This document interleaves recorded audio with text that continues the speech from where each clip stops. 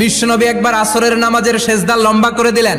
সাহাবারা বললেন, নবী নামাজের পরে ধরলেন অসুস্থ হয়ে গেলেন নাকি, অথবা কোরআনের আয়াত সেজদা অবস্থায় নাজিল হয়ে গেল নাকি?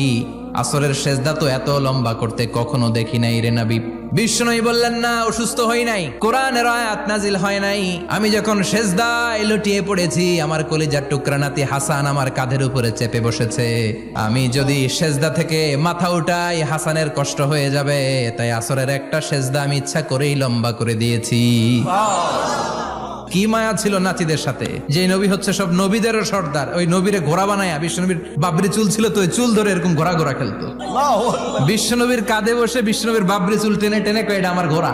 হাসান হুসাইনের গায়ের এমন কোন জায়গা নাই যে জায়গায় বিশ্বনবী চুমা দেয় নাই। আর বলতেন, রাইহানা চাইনি ফিদ দুনিয়া, হাসান আর হুসাইন হলো আমার দুনিয়ার সুগন্ধি।